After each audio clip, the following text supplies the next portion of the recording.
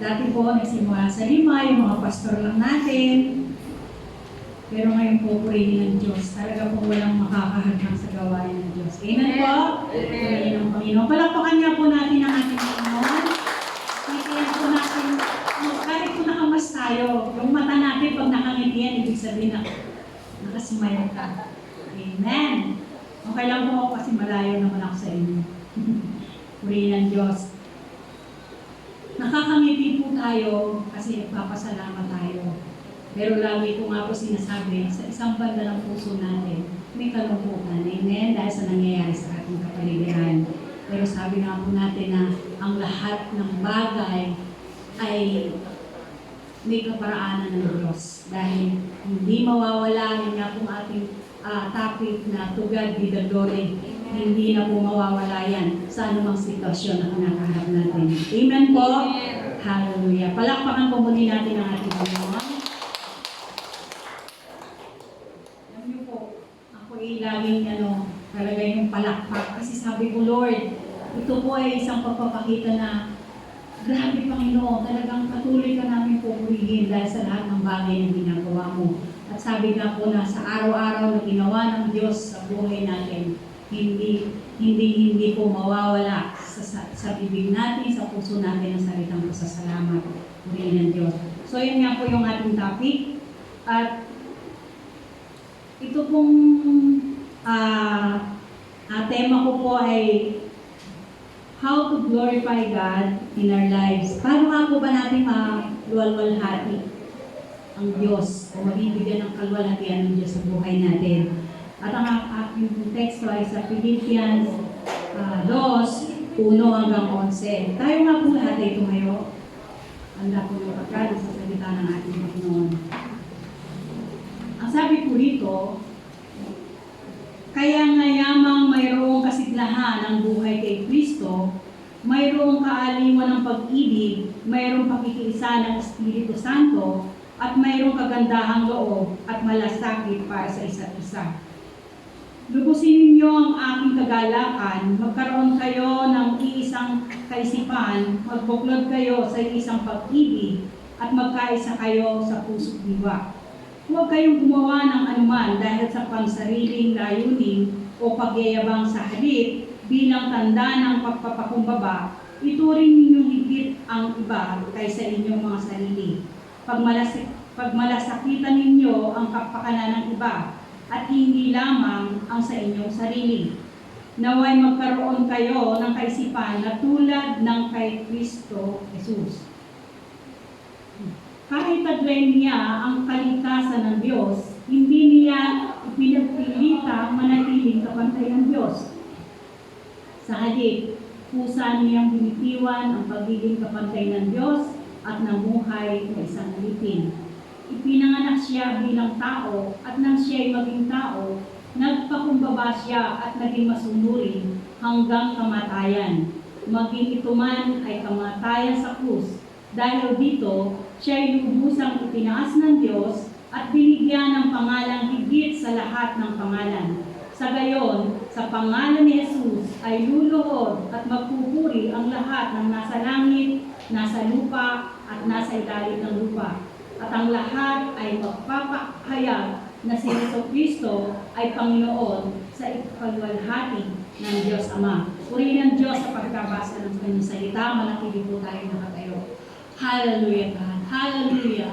Purihin ka o Diyos na mabuti, Diyos na dakila, Diyos na tapat, Diyos na hindi nagbabago noon, ngayon at magpakailanman. Ikaw lamang o Diyos ang aming pagpupurihan, dadakilain at pasasalamatan. Ama, pinagkakatiwala po namin sa iyo ang lahat sa aming buhay. Lord, maraming salamat po, Panginoon. Lord, sa mga anak mo, O Diyos, na narito sa umagang ito, maski Panginoon ang nasa kanilang mga tahanan, O Diyos, na patuloy na nagiging tapat, Panginoon, Lord God. Lord, sa pamamagitan, Panginoon, ng pagsunod sa iyong kalooban. Maraming salamat po, Lord, muli sa pribilehiyo at pagkakataon na ito na ibinigay mo sa amin, Panginoon. Lord, lagi po ka pong malwalhati sa aming buhay. At hinihiling namin, O Diyos, ang pagsama, ang gabay, patnubay ng iyong Santong Espiritu, O Diyos, sa aming mga kalagitnaan. Lord, wala po kaming magagawa kung wala ka sa aming buhay. Lord, nilagay mo ko sa iyong likuran. Ikaw ang makita ang iyong kalingan, ang iyong kadakilaan, O Diyos. Maraming salamat po. Ikaw, O Diyos, ang aming papupurihan, dadakilain, pasasalamatan. Sa pangalan ng iyong anak at aming Panginoong Hesus. Amen, amen, amen. Hallelujah. Praise God. Nakakaupo na po tayo. Alam niyo po, kahapon, kung halos sa linggo na ito, hindi po lingit sa atin na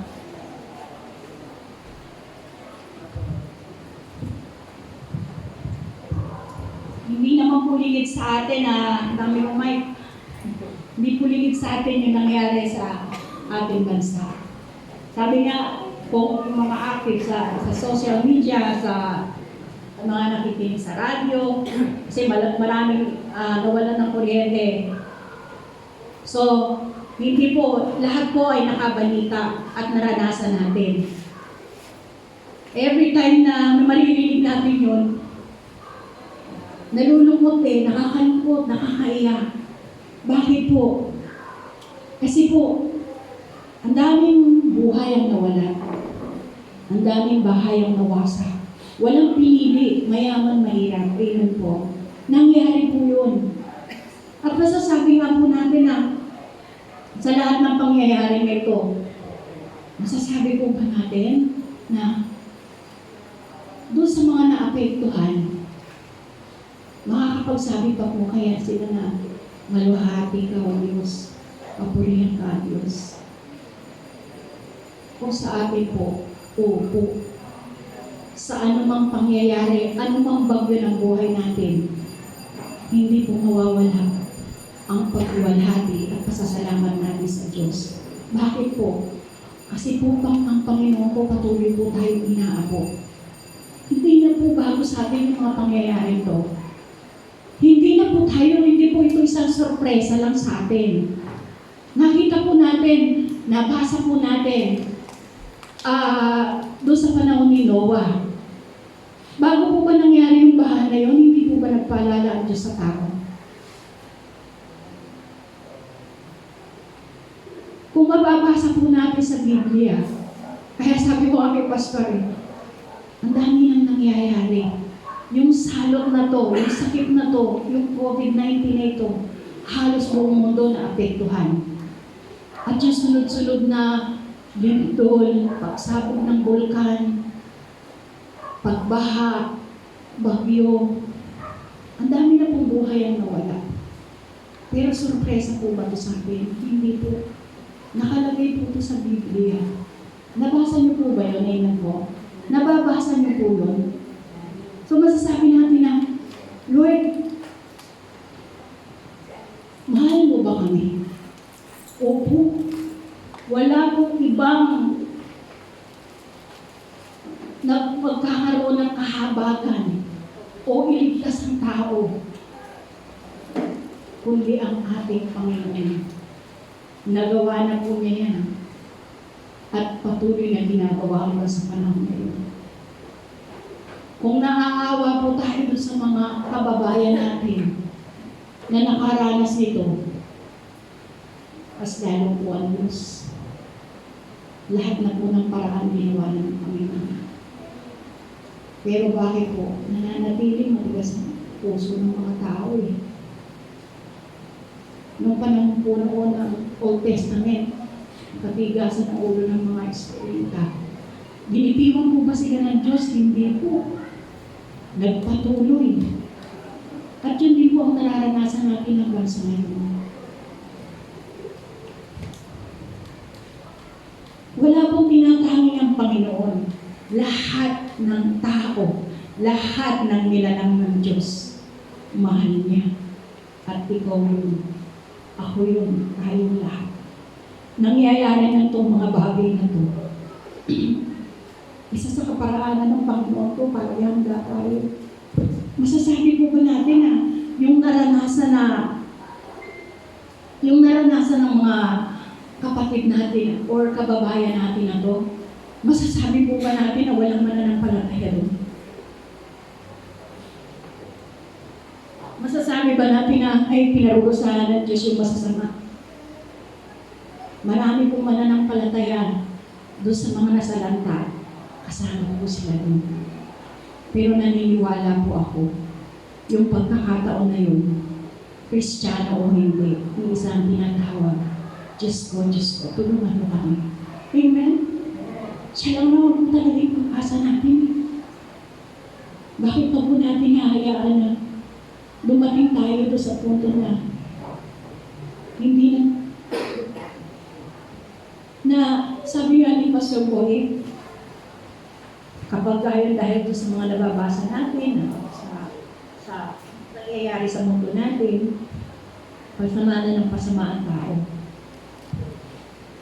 1,000 taon sa atin, isang araw sa Diyos. Paano kung ibuhos na ng Diyos yung gamit niya? Pero hindi. Dahil ang gusto ng Diyos, maabot niya ang lahat ng tao. Itong pangyayari na ito na pandemic, masasabi ba natin na mayroong hindi nakarinig na salita ng Diyos?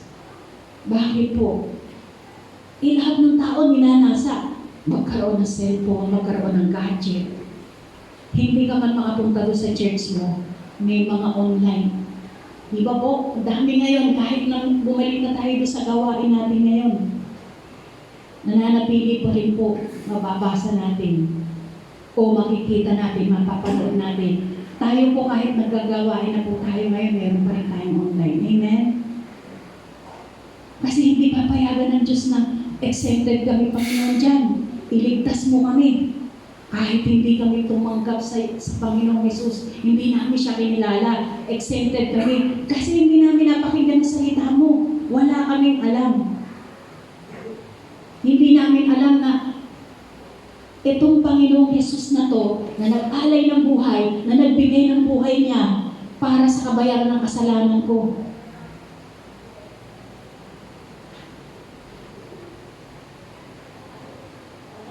Kahit po sa kanununuan natin, itinuturo na po yan.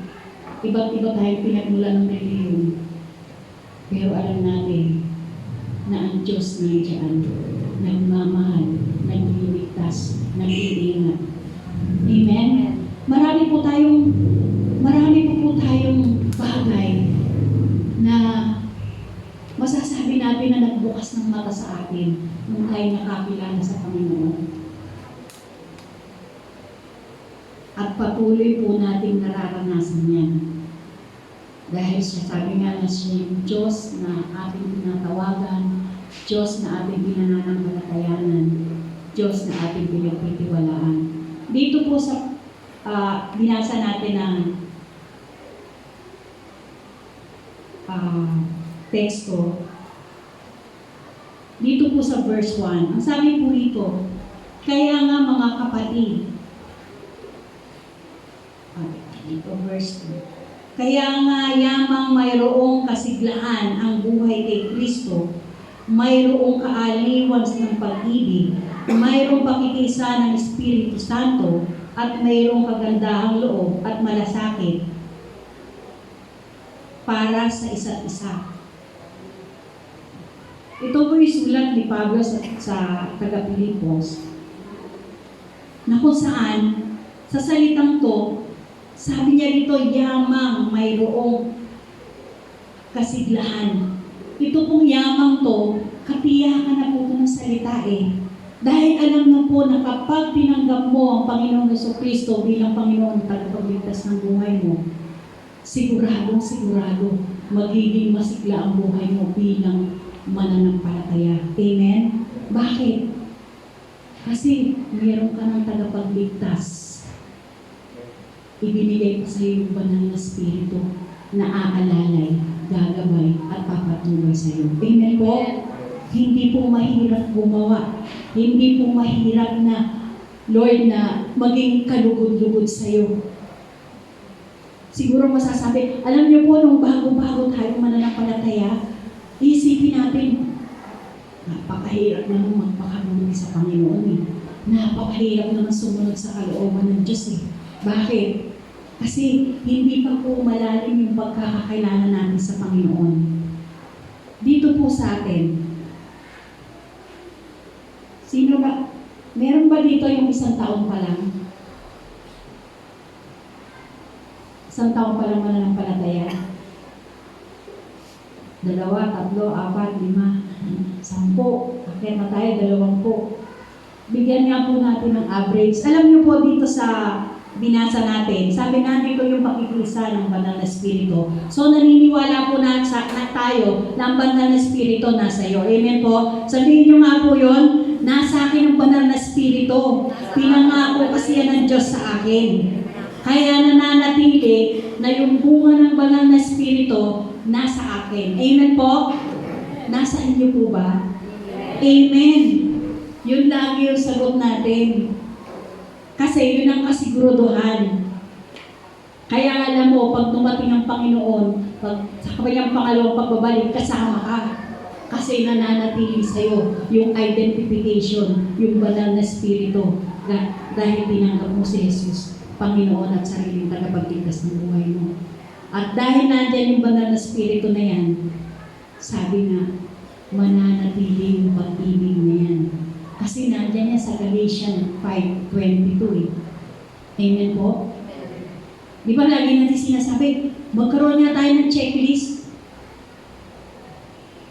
Araw-araw po. Kasi siyang po yan eh.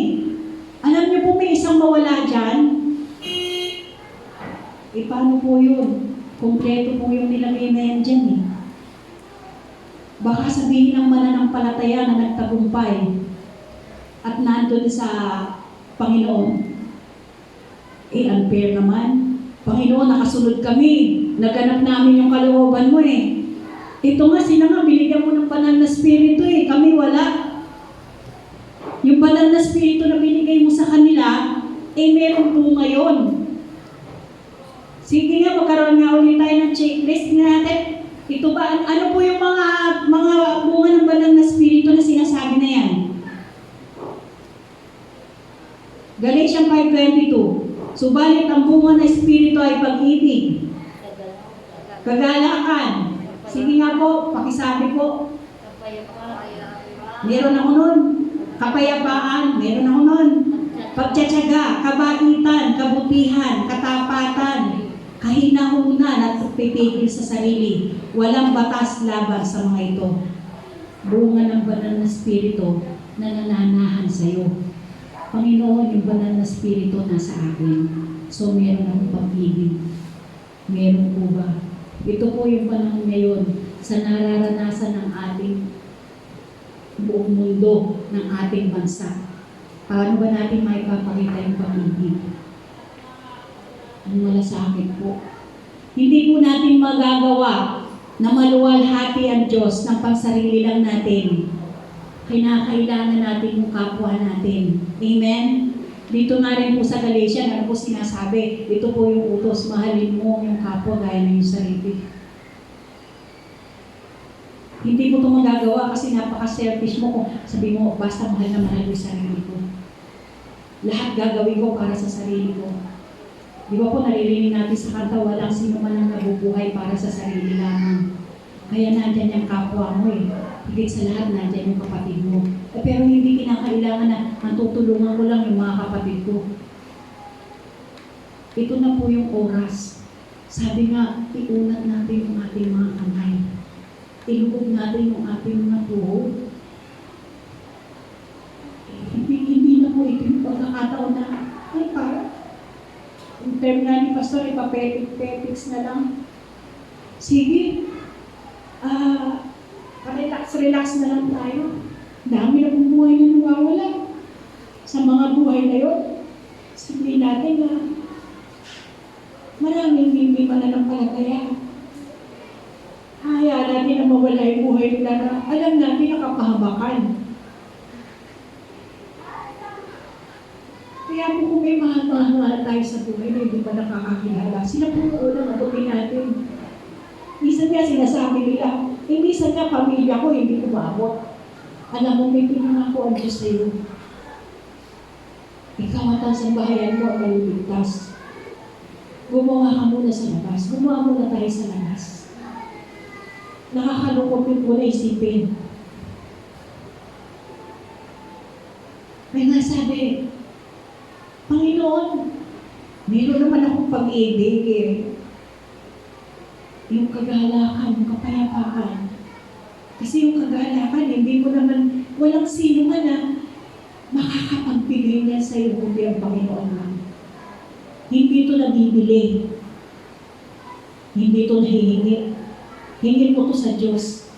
Pero kahit anong bagay dito sa mundo, walang makakapagbigay ng kagalakan. Kahit napakarami mong pera. Kahit nasa iyo ng lahat. Wala na akong kailangan. Nasa akin ang lahat. Maraming tao nasa kanilang lahat. Nasa kanila na ang lahat. Wala na silang mahihiling pa.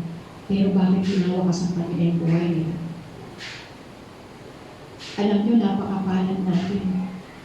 Kasi itong bunga ng banal na spirito na ito na nasa iyo, pinangako sa iyo na dapat nasa katauhan natin. Kaya alam mo, yung kaaliwan na kay Kristo, ito yun eh. Kasi nandun yung assurance eh. Sa anumang pinakaharap natin sa mundo, anumang laban natin sa mundo, hindi naman tayo lumalaban ako eh. May malaki tayong Diyos. Amen? Ang gusto lang ng Panginoon, sumunod tayo. Alam mo, kung bubuksan lang po natin yung puso natin, ang sarap pong magmahal. Ang sarap po na lagi yung kagalakan nandyan. Ikaw po ang pipili niyan. Kasi alam mo, may malaki kang Diyos na lagi kang nakatingin sa Kanya. At sabi ng Panginoon, kung ano mang kailangan meron ka, doon Kanya pinapalakas. Amen po, naranasan niyo po ito.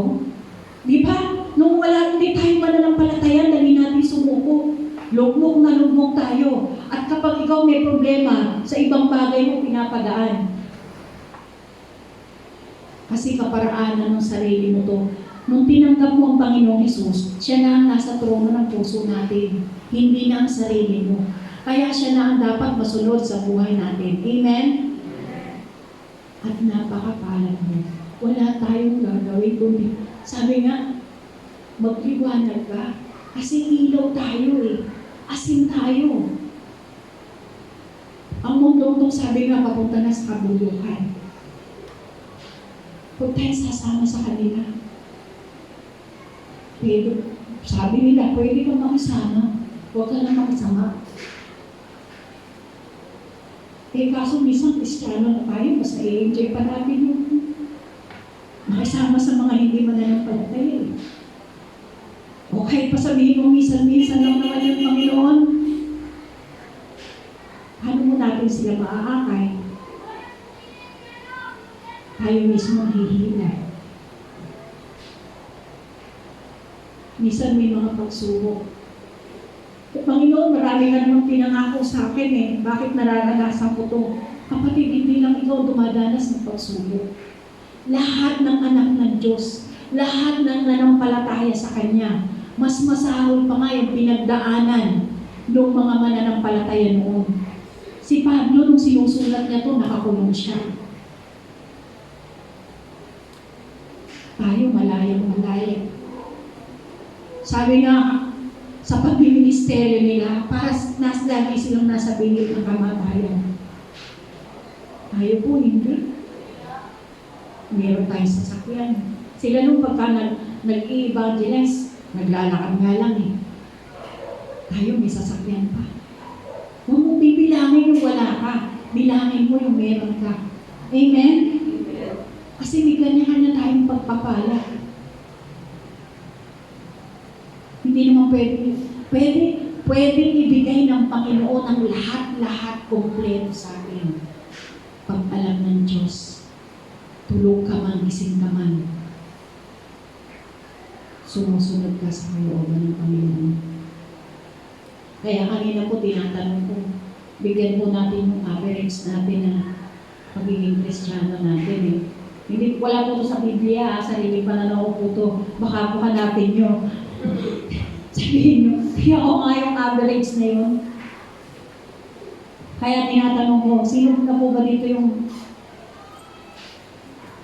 5 taon ng Kristiyano?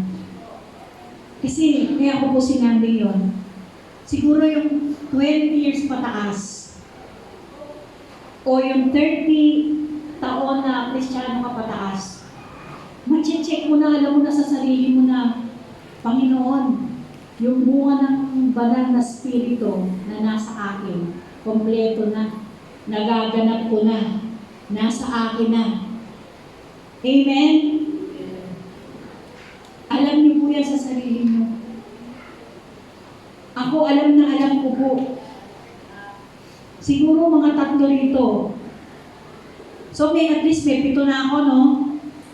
Sabi mo, yabang naman Mr. G, alam ko po yun.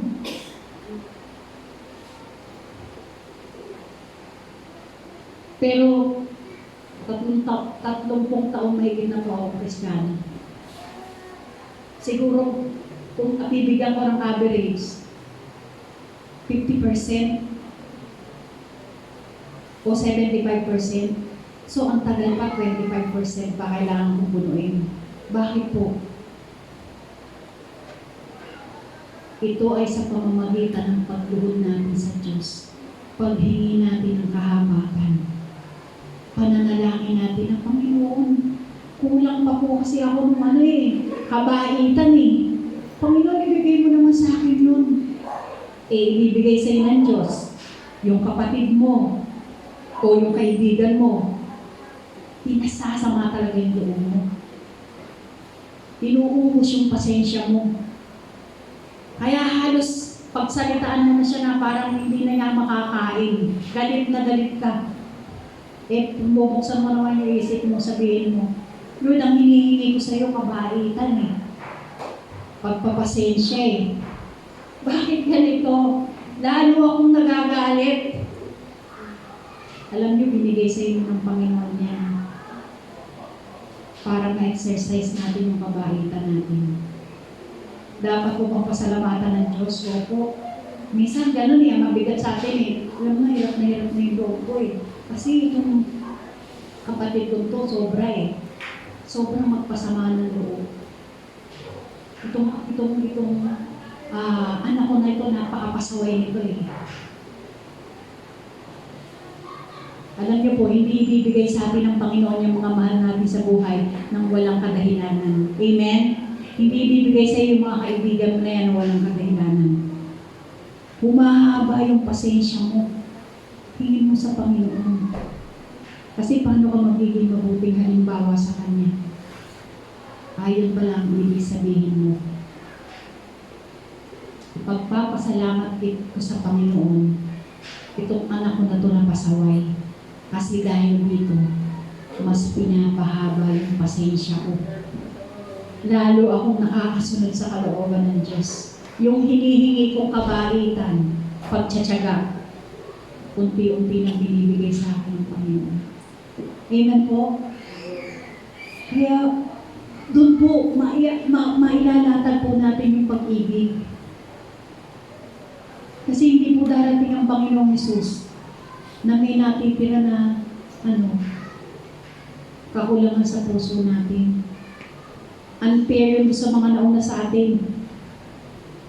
Sinasala po tayo para kang ginto. Masarap po ba maging ginto? Diba sa mga ilustrasyon natin, sinasabi natin, iba mo kang maging ginto, idadarang ka nga sa apoy eh. Siguro kung nakakapagsalita nga lang tong ginto na to, umaaray to, sobrang aray, kasi biruin mo, dadarang ka sa apoy para lang mapatunayan na ginto ka. Doon po tayo nalintulad eh. Kaya yung mga sakit na yan, pansamantala lang yan. Amen? Kasi, papawin lang ng Diyos yan. Sa nangyayari ngayon sa mundo ko, wala nang pinakamahalaga sa atin kundi lalo tayong lumapit sa Diyos. Wala na tayong tatakbuhan. Pinakita na ng Diyos na walang magagawa ang kayamanan mo. Pinakita na ng Diyos na walang magagawa ang katanyagan mo. Kahit sikat na sikat ka pa, mawawala yan. Matatapos yan. lahat ng toko mo bukas. Karunungan mo, kakayanan mo, may limitasyon lahat yan. Pero pag nananatili ka nagtitiwala sa Diyos, nananatili tayo nagtitiwala sa Diyos, hanggang sa wakas, kagalakan ang nararanasan natin. Katagumpayan. Amen po. Purihin Panginoon. Hallelujah. Habang pa, gumagawa ko ng message, mas marami pa yata yung iyak ko. Kasi hindi makawala sa isip mo na yung sa Cagayan. Grabe. Alam mo, maririnig mo yung mga pagtamis nila. Parang iba yung nasa isip ko eh. Panginoon, yung mga taong ililigtas ko, yung mga taong wala pang pagkilala sa iyo, sa huling panahon, yung tamis na yan, dadami ng dadami. Anong magagawa natin ng mga anak ng Diyos? Anong kailangan natin gawin? Yung palang pagtamis nila, ang sakit na sa bibig.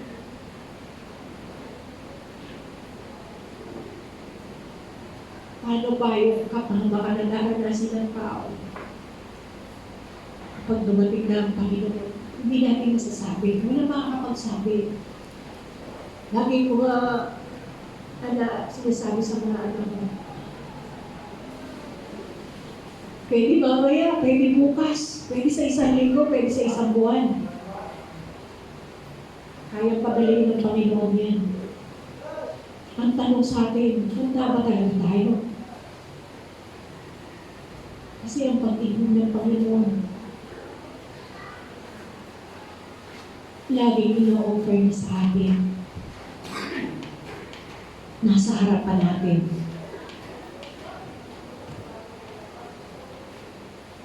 At ano po, paano po natin malululhati ang Diyos? Sa pagmamagitan po ng pagsunod o pagtitiwala. Pagtitiwala sa ating Panginoon.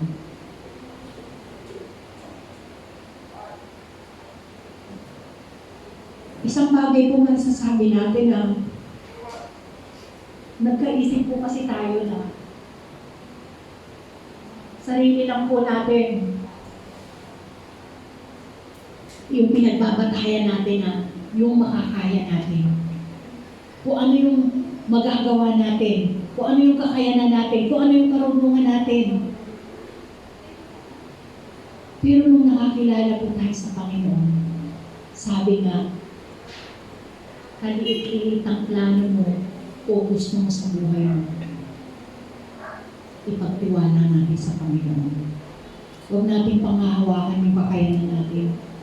Kasi lahat ng yan, may limitasyon. Kasi alam natin, malaki yung Diyos natin na pinaglilingkuran. Amen po? Siya na makagagawa ng higit sa lahat ng ating inaasahan. Siya na pinanggagalingan ng lahat ng kung meron tayo. Dahil yan sa pagtitiwala natin sa Panginoon.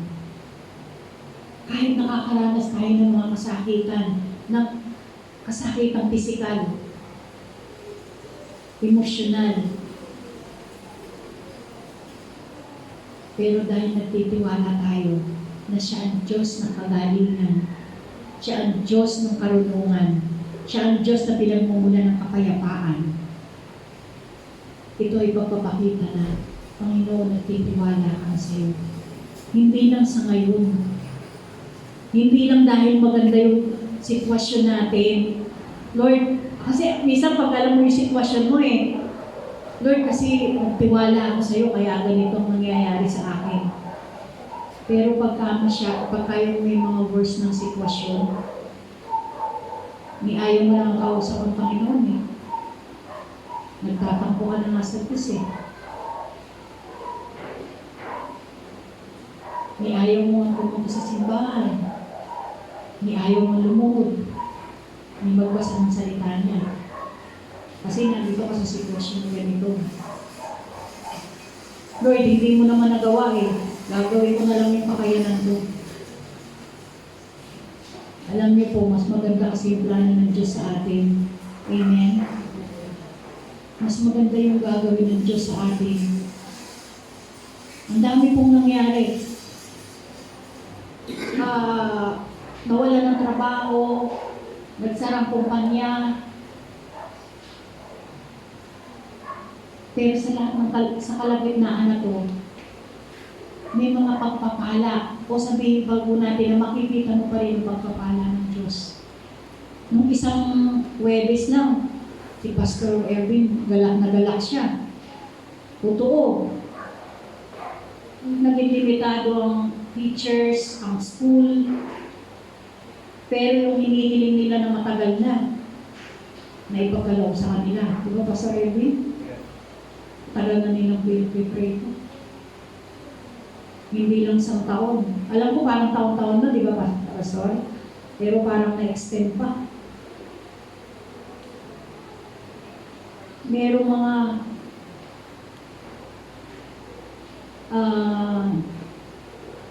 nakakaranas ng karamdaman. O sabihin natin na nawala ng mahal sa buhay. Masasabi ba natin na hindi mabuti ang Diyos?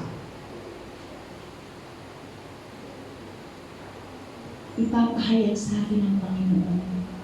Kasi ang lahat ng bagay, ang lahat ng nangyayari sa atin, kung nagtitiwala tayo sa Panginoon, at yan ay kanyang kapahintulutan sa kahuli-hulihan, dahil sa pagtitiwala mo sa Panginoon, yung reward na inilaan sa iyo ng Diyos, ihahayag niya yan. Amen? Pupunuin niya yung puso mo ng kagalakan. Nasabi na wala ng paglalagyan. Ako lagi ko pong pinagpapasalamatan. At kahit po nandito ako sa pulpito, sabi ko nga po, kung hindi ako naging kabiyak ng isang lingkod ng Diyos, nasan kaya ako? Kaya lagi ko sinasabi, hindi ko sinasabi po na hindi kayo pinagpala. Ako lang kasi, hindi ko sinasabi na pinagpala ako. Marami po kami ng pagdaan ng pagsubok ng Pastor Boy. Sa lahat ng aspeto ng pamumuhay. Financially, physically, emotionally, spiritually. Lahat po yan na pagdaanan. Pero nanatili na kung ay may pinangako ng Diyos sa lingkod niya. Hanggang ngayon nararanasan namin. At hanggang sa kahuli-hulihan. Ang sabi ko nga, hanggang sa kaapu-apuhan ko, hanggang sa kahuli-huling generasyon ko, alam, Panginoon, alam mo yan, maglilingkod kami sa iyo. Buong buhay namin. Kulang pa nga. Ang prayer mo nga sa lingkod, yung 100% na. Yung hindi na 50-50. Kung ano yung sinasabi ng mga lingkod mo na buong puso, buong lakas, buong kaluluwa. Kasi ang sarap maranasan. Pero kulang pa mo yung ginagawa namin eh. Hindi pa nga kapantay yung mga ginagawa ng mga lingkod mo nun eh. Wala pa sa kalingkingan. Pero yung pagmamahal mo, pag-aruga mo, pag-iingat mo, nararanasan na namin. How much more kung makakasunod pa po kami sa inyo. Yung 100% talaga. Yung walang reservation. Amen? At nasahin po namin lahat yan. Ako, upang bibig ko yan. Kapag nalalangin ako, Lord, nag-ibig mo kami, Panginoon. Disipon lang ang hadlang. Kasi alam mo yung puso namin. Alam mo yung puso namin. Si Pastor Boyet, itong halos ilang linggo na physically, nakakaranas siya talaga ng ano. Nahihilo. Nahihilo, masakit ang ulo. Pero alam niyo kung kilos pa rin niya ng kilos. Ako na nga nagpabawal. At talaga nakita ko sa kanya nung bumagyo. Gusto niya pumunta rito sa church. Sabi ko, si Pepe, ingatan naman ng Lord ng church eh. Kasi yung piano, yung yung project, yung mga tutulo doon. Alam mo, baka bibig niya, Diyos ko po. Nakita ko talaga sa kanya, Sabi ko talaga, Lord, pagmamahal ni Pastor sa gawain, minsan ka kami, pamilya niya kahit lang namin, ipapabayaan niya kami, kumahan lang kami sa kanya eh.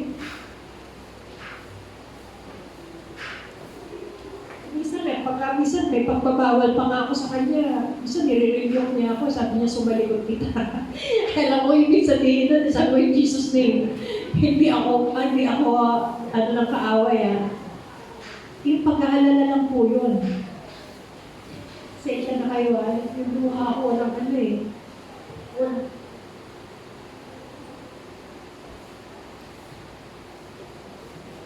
nakita ko po yung pagmamahal niya sa mga mananampalataya at pinagkatiwala sa kanya na pinumumirahan niya. Nakita ko po yung pagmamalasakit niya. Kasi yung iglesia na to, ito ay dahil sa katapatan yun. Dahil sa katapatan ng mga anak ng Diyos. Wala tayong, alam niyo po yung meron po kasi kami pastor's right fellowship, yung mga asawa ng pastor. Dito po ginaganap yun. Natutuwa sila kasi meron tayong baptistry. Ilan taon na po itong church mo? Pero nabibless sila. Eh syempre pagmamanak po. Wala pong support na nanggagaling sa ibang sa mga foreigner kahit sino. Siguro yung kapatid lang natin na nasa LA. Si Pastor Ani. Talagang yun, makikita mo yung kabigatan nun. Talagang magkasanggayan si Pastor Boy at si Pastor Ani. Talagang yung kabigatan. Yung suporta. Yun lang. At ang lahat ng yan ay dahil sa katapatan ng lahat ng miyembro ng Jesus na Chipper City Church. Purihin ang Panginoon. Palakpakan po natin ang Panginoon. Sa glory ng bawat isa sa atin. Physically, talagang naranasan niya yung kasakitan. Kasi isang araw, nagkaroon pa ng sina. Hindi niya po iniinda yun. Hindi nga umiinom ng gamot.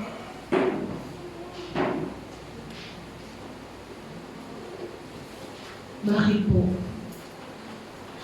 Kasi nararanasan naman niyo po yung pagmamahal ng Diyos talaga. At alam po kayo rin po yun. Wala naman tinatangay ng Diyos, lahat tayo mahal ng Diyos. Pero ito yung mga lingkod po ng Diyos na to, hindi biro-biro yung mga pinagkatiwala sa kanila. Pero dahil nararanasan nila yung biyaya ng Diyos sa kawalan at kasaganaan, sa kasakitan at kalakasan, hindi sila pinapabayaan ng Diyos. Kaya nagpapatuloy sila. Napakahalaga po na ipanalangin natin ang ating mga pastor. Amen? Amen. Hallelujah. Ngayon po si Pastor Boy at mag-birthday sa 17. Sabi niya sa akin isang araw, Mami, 53 na ako. Hindi, 54 ka na. Para lagi ka na lang 53. Hindi na tumataas. 54 na si Pastor. At nagpapasalamat ako sa buhay niya.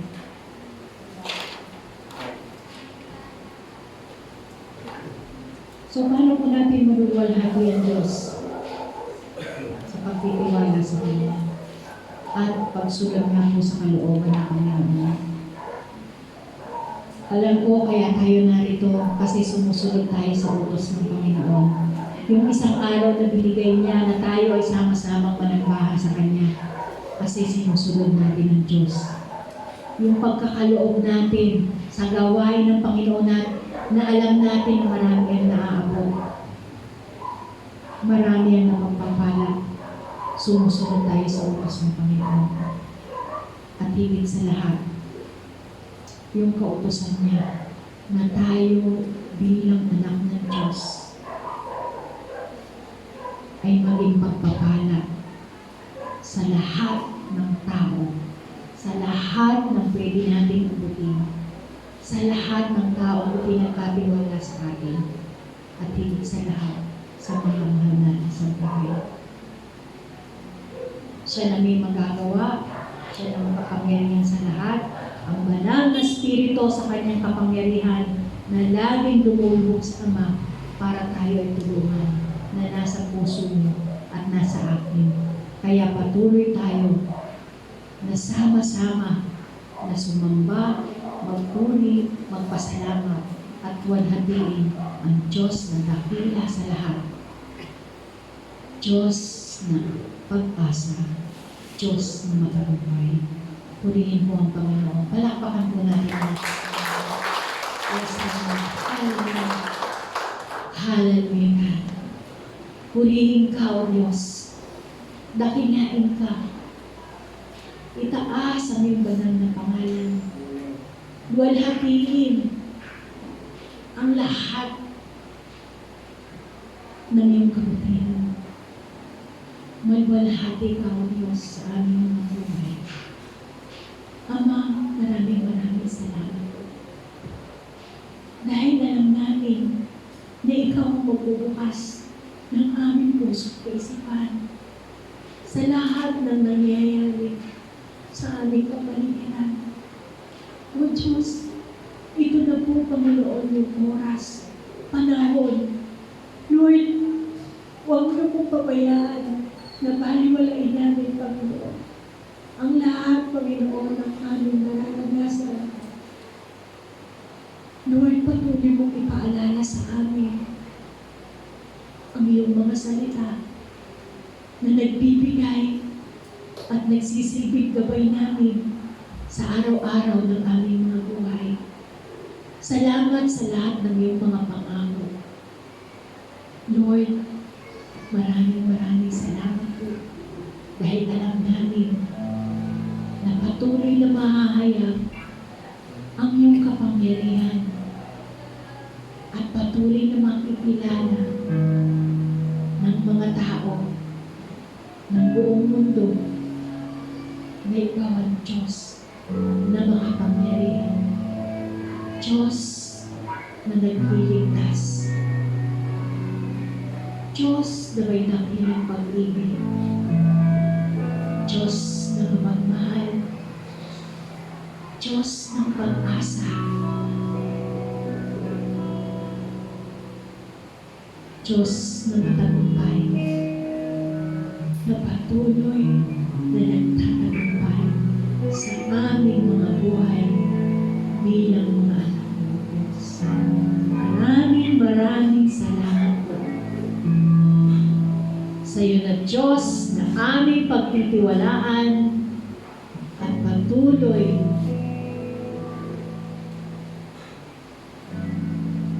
na nagmamahal. Diyos na aming paglilingkuran habang kami nabubuhay. Maraming salamat po. Pinupuri ka namin, dinadakila ka namin, pinapasalamatan ka namin sa pangalan ng iyong anak, aming Panginoong